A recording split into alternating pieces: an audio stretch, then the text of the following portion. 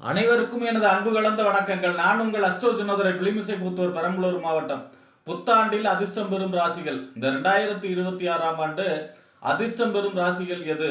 அதாவது பார்த்தீங்கன்னா அதிர்ஷ்டம் அப்படின்னா அது இஷ்டத்துக்கு வர்றதுனால தான் அது அதிர்ஷ்டம். நம்மளோட இஷ்டத்துக்கு இல்லாமல் அது இஷ்டத்துக்கு எப்போ வருமோ அதுதான் அதிர்ஷ்டம். அது எப்போ வருமோ அதை நம்ம சரியாக பயன்படுத்திக்கணும். அதாவது தொடர்ந்து சரிவுகளையும் ஏமாற்றங்களையும் நஷ்டங்களையும் கஷ்டங்களையும் சந்திச்சுக்கிட்டு இருந்து இந்த 2026ஆம் ஆண்டு ஒரு மாற்றத்தையும் முன்னேற்றத்தையும் திருப்பு முனையும் ஒரு நல்ல நிலைமையும் சந்திக்கக்கூடிய ராசிகள் என்ன, அந்த ராசிகள் எந்தெந்த ராசிகள், அதனுடைய பலன்கள் என்ன என்பதையெல்லாம் பற்றி இந்த காணொளியிலே பார்ப்போம். இது போன்ற தொடர்ந்து ராசி பலன்களை தெரிந்து கொள்ளவும் ஜோதிட தகவல்களை தெரிந்து கொள்ளவும் நமது சேனல் அஸ்ட்ரோ சின்னதுரை சப்ஸ்கிரைப் செய்து கொள்ளுங்க, லைக் பண்ணுங்க, நண்பர்களுக்கு ஷேர் பண்ணுங்க. அதாவது பார்த்தீங்கன்னா இந்த 2026ஆம் ஆண்டு குரு பயிற்சி இருக்கு, கடைசியில் ராகு கேது பயிற்சி இருக்கு. இப்போ பார்த்தீங்கன்னா எடுத்த உடனே நம்ம மிதுன ராசி எடுத்துக்கலாம். மிதுன ராசி பார்த்தீங்கன்னா அஷ்டம சனி வந்தது. அதுக்கப்புறம் பார்த்தீங்கன்னா குரு 12ஆம் இடத்துல விரயஸ்தானத்துக்கு வந்தார். அதாவது 12ஆம் இடத்துல குரு வந்த பொழுதுதான் ராவணன் மாண்டது, நிறைய விரயங்களை கொடுத்தார். அடுத்தது ஜென்ம குரு இப்போ நடந்துகிட்டு இருக்கு. ஜென்மத்தில் குரு வந்த பொழுதுதான் ராமர் வனவாசம் போனது, சீதை சிறை கொண்டது. தேவையில்லாத மன அழுத்தம், பண பிரச்சனைகள், எந்த ஒரு விஷயமும் முடிவெடுக்க முடியாத குழப்பமான மனநிலை, இந்த மாதிரியான தொடர்ந்து சரிவுகளை சந்திச்சுக்கிட்டு இருக்கிற ராசி மிதுன ராசி. இந்த மிதுன ராசிக்கு இந்த 2026 ஜூனுக்கு அப்புறம் ஒரு திருப்பு முனை, மாற்றம், முன்னேற்றம், வாழ்க்கையிலே வசந்தம் பிறக்கும். ஏன் அப்படின்னா 2ஆம் இடத்துக்கு குரு வரார். வாக்கு, தனம், குடும்பம், வருமானம் அப்படின்னு சொல்லக்கூடிய 2ஆம் இடம். பொதுவாக 2ஆம் இடம் தனஸ்தானம், குரு தான் தனஸ்தான அதிபதி. அப்ப 2ஆம் இடத்துக்கே வரார். அப்ப தனஸ்தானாதிபதி அதாவது தனத்துக்கு காரகன் தனஸ்தானத்திலே வரார். அடுத்ததா பாத்தீங்கன்னா வர்றது எப்படி அப்படின்னா உச்சமாக வருகிறார். சர்வசக்தியோட உச்சம் பெற்ற கோளுக்கு 1.25 பலன் சர்வசக்தியோட வர்றார். அது அதை விட சிறப்பு. அப்ப அந்த வரிசையில பாத்தீங்கன்னா உங்களுக்கு இந்த 2026 ஜூனுக்கு அப்புறம் இந்த தொடர்ந்து சந்திச்சு வந்த சரிவுகளும் கஷ்டங்களும் நஷ்டங்களும் மாறி அனைத்தும் சுபமாக நடக்கும். அனைத்து விதமான சுபகாரியங்களும் நடக்கும். திருமணம், குழந்தை பிறப்பு, கரு உண்டாகக்கூடிய அமைப்பு, வீடு கட்டக்கூடிய அமைப்பு, நிலம் வாங்கக்கூடிய அமைப்பு, இடம் வாங்கக்கூடிய அமைப்பு, போர் அடிக்கக்கூடிய அமைப்பு, வண்டி வாகனம் வாங்கக்கூடிய அமைப்பு, இந்த மாதிரியான தொழில் வளர்ச்சி, உத்தியோகம் கிடைக்கக்கூடிய அமைப்பு, தொழில விரிவுபடுத்தக்கூடிய அமைப்பு, இந்த மாதிரியான அனைத்து விதமான வருமானம் வரக்கூடிய அனைத்து விஷயங்களும் நடக்கும். பொருளாதார சம்பந்தமான தன்னிறைவு கொடுக்கக்கூடிய ஆண்டாக இருக்கும் மிதுன ராசியை பொறுத்த வரைக்கும். சனி வேற பாத்தீங்கன்னா 10ஆம் இடத்துல இருக்காரு. அதுவும் ஜூனுக்கு 2க்கு அப்புறம் பாத்தீங்கன்னா குரு பார்வையோட இருப்பார். தொழில் கிரகம் தொழில் ஸ்தானத்துல இருப்பது தொழில் சம்பந்தமான அமோகமான வளர்ச்சியை கொடுக்கும். அடுத்ததான் 3ஆம் இடம் தைரியம், வீரியம், பராக்கிரமம் அப்படின்னு சொல்லக்கூடிய 3ஆம் இடத்துல கேது சஞ்சரிக்கிறதுனால 3, 6, 10, 11 எப்பவுமே கிரகங்கள் ராகு கேது நன்மை செய்யும். அப்ப 3ஆம் இடத்துல கேது இருக்கிறதும் உங்களுக்கு எடுத்த காரியத்திலே வெற்றி கொடுக்கக்கூடிய அமைப்பாக இருக்கும். அடுத்ததா பாத்தீங்கன்னா மிதுன ராசியை பொறுத்த வரைக்கும் ராகு பகவான் 9ல இருக்கார். அதுவும் ஜூன் 2 வரைக்கும் குரு பார்வையோட இருக்கார். எங்க இருந்தாலும் ராகு இந்த ஸ்தானத்தை விரிவுபடுத்தும்.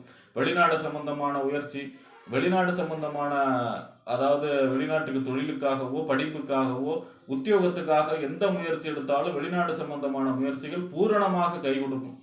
அப்ப இந்த 2026ஆம் ஆண்டு மிதுன ராசியை பொறுத்த வரைக்கும் பொருளாதார வளர்ச்சி, பொருளாதார சம்பந்தமான பிரச்சனை தீரக்கூடியது, அனைத்து விதமான சுபகாரியங்களும் நடக்கக்கூடிய அமைப்பு, உத்தியோகம் வேலையெல்லாம் கிடைக்கக்கூடிய அமைப்பு, வெளிநாடு சம்பந்தமான முயற்சிகள் கை கொடுக்கக்கூடிய அமைப்பு, எடுத்த காரியம் அனைத்தும் வெற்றி பெறக்கூடிய ஆண்டாக மிதுன ராசியை பொறுத்த வரைக்கும் மிக அற்புதமாக இருக்கிறது.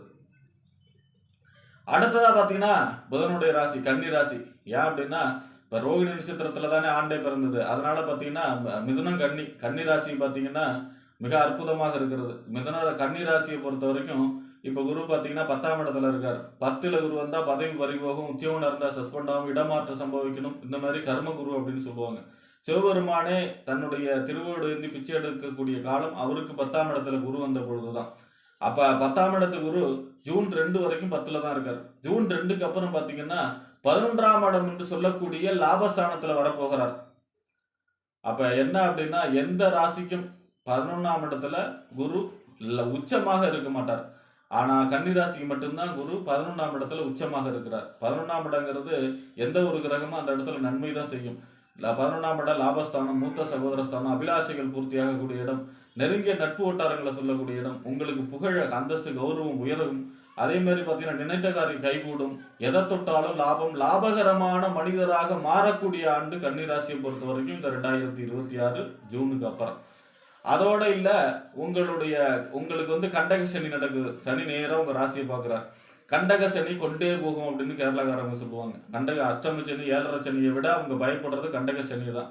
அப்ப கண்டக சனியோட பாதிப்பு குறையும். எப்ப அப்படின்னா ஜூன் 2க்கு அப்புறம். ஏன்னா சனி பார்க்கிறார், குரு பார்க்கிறார் சனியை. அதாவது உச்சம் பெற்ற குரு 9வது பார்வையாக, பாக்கிய பார்வையாக சனியை பார்க்கறதுனால, சனி சுபத்துவம் அடைகிறதுனால கண்டக சனியோட பாதிப்பும் நடக்காது. அது அதை விட சிறப்பு. அடுத்ததா பார்த்தீங்கன்னா 12ஆம் இடத்துல கேது இருப்பார். பொதுவாக மறைவு ஸ்தானத்துல பாபகிரகம் இருக்கிறது நன்மைதான்.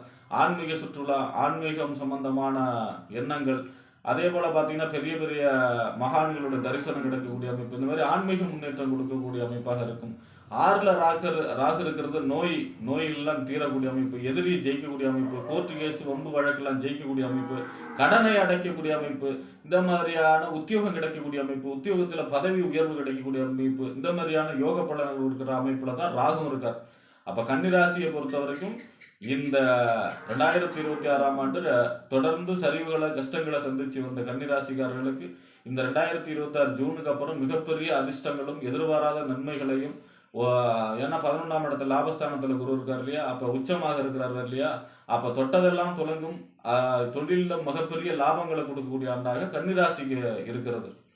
அடுத்ததா பாத்தீங்கன்னா விருச்சிக ராசி பாத்தீங்கன்னா 7.5ல இருந்தே கஷ்டப்படுறாங்க. அடுத்தது அர்த்தாஷ்டம சனி வந்துருச்சு, அதுவும் முடிஞ்சு போச்சு. தொடர்ந்து பார்த்தா இப்ப குரு 8ல் இருக்கார். 8ல் வாலி பட்டமிழந்தான் அஷ்டம குரு. அதாவது 8ஆம் இடத்துல குரு வந்த பொழுதுதான் தன்னுடைய பட்டத்தை இழந்தாருங்கிறார். என்ன பட்டம் வாலிக்கு? தான் முன்னாடி யாரு நின்று வந்து சண்டை போட்டாலும் அவருடைய பாதி பலம் தனக்கு வந்துடும். அந்த பட்டத்தை இழந்தது அவருக்கு குரு 8ல் வந்த பொழுதுதான். ஸ்ரீராமர் வந்து பின்னாடி அம்பாளை கொன்னது. அப்ப பாத்தீங்கன்னா அந்த மாதிரியான துரதிர்ஷ்டங்களையே சந்திச்சு இருக்கக்கூடிய விருச்சிக ராசியை பொறுத்த வரைக்கும் 2026 ஜூனுக்கு அப்புறம் அதிர்ஷ்டகரமாக மாறக்கூடிய மனிதராக மாறுவார். தொடர்ந்து துரதிர்ஷ்டங்களை சந்திச்ச விருச்சிக ராசி திடீர்னு பாத்தீங்கன்னா ஒரு அதிர்ஷ்டத்தை சந்திக்கக்கூடிய ஆண்டாக இந்த 2026 ஜூன் 2க்கு அப்புறம் நடக்க போகிறது. குரு 9ஆம் இடத்துல பாக்கியஸ்தானத்துல மிக அற்புதமான பலன்களை தர இருக்கிறார். அதாவது உச்சமாக சஞ்சரிக்கிறார். அதுவும் வாக்கு, தனம், குடும்ப ஸ்தானத்து அதிபதி. 2ஆம் இடம் தனஸ்தானம். 2-9 எப்பெல்லாம் சம்பந்தப்படுதோ எதிர்பாராத நன்மை, எதிர்பாராத அதிர்ஷ்டம், எதிர்பாராத பொருள் வரவு, ரேஸ், லாட்ரி, இந்த மாதிரியான திடீர் அதிர்ஷ்டங்கள், திடீர் பணவரவு, திடீர் பெரும் பணம் வந்து சேரக்கூடிய அமைப்பாக விருச்சிக ராசிக்காரர்களுக்கு அற்புதமான பலன்களை சொல்லக்கூடிய அமைப்புல இருக்கிறது. அதிலும் 5ஆம் இடத்து அதிபதியும் அவர் தான். 5ம் 9ம் மிஞ்சும் பொருள் தரும். அதாவது 1, 5, 9 இதெல்லாம் பார்த்தீங்கன்னா திரிகோண ஸ்தானம், லட்சுமி ஸ்தானம். பெரிய உழைப்பு இல்லாம நமக்கு வரக்கூடிய செல்வங்கள். அப்ப 5, 9 சம்பந்தப்படுதுன்னா உங்களுக்கு தெய்வ அருளால மிகப்பெரிய நன்மைகள், உங்களை இதுவரை கஷ்டப்பட்டு இருந்தக்கூடிய அனைத்து விருச்சிக ராசிக்காரர்களுக்கும் ஒரு அதற்கான பலன் கிடைக்கக்கூடிய ஆண்டாக 2026 இருக்க போகிறது. அதோட கூட பாத்தீங்கன்னா சனி 5ல் இருந்தாலும் கூட சனி குரு பார்வையில ஜூனுக்கு அப்புறம் வந்துட போறாரு. அதுவும் நன்மையை செய்யும். அடுத்ததா பாத்தீங்கன்னா ராகு பகவான் 4ல் இருந்தாலும் குரு பார்வை ஜூன் 2 வரைக்கும் இருக்கு. 4ஆம் இடத்துல ராகு இருக்கிறது வீடு கட்டக்கூடிய அமைப்பு. அதே போல பாத்தீங்கன்னா ஏன்னா பிரம்மாண்டப்படுத்துது இல்லையா, வீடு கட்டக்கூடிய அமைப்பு, நிலம் வாங்கக்கூடிய அமைப்பு, கண்டிப்பாக வீடு கட்டக்கூடிய யோகம் மிக அற்புதமாக இருக்கிறது. அடுத்ததா பாத்தீங்கன்னா கேது பகவானை பொறுத்த வரைக்கும் 10ல் இருக்காரு. 10ல் ஒரு பார்வையாவது இருக்கணும் அப்படிங்கிறதுதான் ஜோதிட விதி. 10ல் கேது இருக்கிறது நன்மை. தொழில் சம்பந்தமான ஒரு சில தடை தாமதம் இருந்தாலும் தொழில் சம்பந்தமாக ஒரு நன்மை நடக்கக்கூடிய அமைப்பாக இருக்கும். ஆன்மீகம் சம்பந்தமான தொழில் செய்பவர்களுக்கு மிக அற்புதமான பொற்காலமாக இருக்கும். ஆக விருச்சிக ராசியை பொறுத்த வரைக்கும் தொடர் கஷ்டங்களுக்கு அப்புறம் ஒரு நன்மை நடக்கக்கூடிய ஆண்டாக 2026 இருக்க போகிறது. அடுத்ததா மகர ராசி சொல்லவே வேண்டாம். 7.5 சனி 7.5 வருஷம். அடுத்ததா குரு 6ல் வேற. 6ல் குரு ஊரில் பகை, நோய், எதிரி, வம்பு வழக்க கொடுக்கக்கூடிய குருவாக இருந்தார். தொடர்ந்து ஒரு 7.5 1 8.5 வருஷம் 9 வருஷமா கஷ்டப்படக்கூடிய ராசி மகர ராசி. அவ்வளவு கெடும்பலன்களையும் கடன், கவலை, துக்கம், வியாதி, வழக்கு, சண்டை, அசிங்கம், அவமானம், வீட்டில் திருடு போறது, கர்மம் செய்யறது, இந்த மாதிரியான அனைத்து விதமான கெடுபலன்களையும் அனுபவித்துக் கொண்டிருக்கிறார்கள் மகர ராசி. அவர்களுக்கு ஒரு வசந்த காலம், அதாவது பாத்தீங்கன்னா ரொம்ப நாளுக்கு அப்புறம் ஒரு நன்மை ஏற்படக்கூடிய ஆண்டு 2026 மிக அற்புதமான ஆண்டாக இருக்க போகிறது. ஜூனுக்கு அப்புறம் குரு 7ஆம் இடத்துல வர போகிறார். 7ஆம் இடத்துல குரு உச்சமாக சஞ்சரிக்க போகிறார். உச்சமாக சஞ்சரிச்சு உங்க ராசியை 7வது பார்வையை பார்க்கிறார். உச்சமாக சஞ்சரிச்சு உங்க ராசிநாதரை 9வது பார்வையை பார்க்கிறார். ராசியவும் ராசிநாதனையும் பார்க்கிறார். அப்ப மிகப்பெரிய, அதாவது உடல் சம்பந்தமான பிரச்சனைகள் தீரும், மனம் சம்பந்தமான பிரச்சனைகள் தீரும், பொருள் சம்பந்தமான பிரச்சனைகள் தீரும், பிரிந்த கணவன் மனைவி சேரக்கூடிய அமைப்பு, திருமணம் நடக்கும், குழந்தை பேரு, கரு அமைப்பு, வீடு கட்டக்கூடிய அமைப்பு, நிலம் வாங்கக்கூடிய அமைப்பு, உங்க கடனை அடைக்கக்கூடிய அமைப்பு, கடந்த 7-8 வருஷமா வாங்கிய கடனை எல்லாத்தையும் அடைக்கக்கூடிய ஆண்டாக மகர ராசிக்காரர்களுக்கு மிக அற்புதமான, வருமானமே இல்லாதவங்களுக்குலாம் இப்போ 2026 ஜூனுக்கு அப்புறம் வருமானத்திற்கான வழி ஏற்படக்கூடிய அமைப்பு, பொருளாதார சம்பந்தமான வளர்ச்சி ஏற்படக்கூடிய ஆண்டாக இருக்கிறது. அதோட இப்போ சனி 3ஆம் இடத்துல இருக்கிறது நன்மை. 3, 6, 10, 11 நன்மை செய்யும் சனி. அந்த வரிசையில் பார்த்தீங்கன்னா 3ஆம் இடத்துல சனி இருக்கும்போது தைரியம், வீரியத்தை கொடுக்கக்கூடிய அமைப்பு, கீர்த்தியை கொடுக்கக்கூடிய அமைப்பாக இருக்கும். அடுத்து 2ஆம் இடத்துல ராகு இருந்தாலும் குருவுடைய பார்வை ஜூன் 2 வரைக்கும் இருக்கிறதுனால பொருளாதார சம்பந்தமான அடிக்கடி, அதாவது நினைச்ச நேரத்தில் பணம் இல்லைனாலும் அடுத்த தமிழ பணம் சென்று சேரக்கூடிய அமைப்பாக இருக்கும். 8ல் கேது இருக்கிறதுக்கு பார்த்தீங்கன்னா விநாயகர் வழிபாடு, அதே மாதிரி ஆன்மீகம் சம்பந்தமான சிந்தனைகளில் கவனம் செலுத்தும் பொழுது அந்த கேதுவும் பாதிக்காது. அப்போ மகர ராசியை பொறுத்த வரைக்கும் 2026ங்கிறது அதாவது ஒரு 8-9 வருஷத்துக்கு அப்புறம் ஒரு வசந்த காலம், ஒரு மாற்றத்தை சந்திக்கக்கூடிய காலம், ஒரு முன்னேற்றத்தை சந்திக்கக்கூடிய காலம். ஒரு இப்படியே நம்ம வாழ்க்கை இருக்குமா அப்படின்னு நினைச்சிருந்தவங்களுக்குலாம் சரி, திடீர்னு ஒரு மாற்றம் இருக்கு, எப்பவுமே பார்த்தீங்கன்னா பள்ளத்தில் இருந்திருக்கிறவன் மேட்டுக்கு வருவான் அப்படிங்கிற அந்த நம்பிக்கை பிறக்கக்கூடிய ஆண்டாக மகர ராசிக்காரர்களுக்கு இந்த 2026 ஜூனுக்கு அப்புறம் மிகச்சிறப்பாக இருக்கிறது. ஆக இந்த ராசிகள்லாம் தொடர்ந்து கஷ்டங்களை நஷ்டங்களை அனுபவிச்சு இந்த ஆண்டு வசந்தத்தை பெறப்போகிற ராசிகளாக இருப்பார்கள் என்று கூறி விடைபெறுகிறேன். நன்றி, வணக்கம்.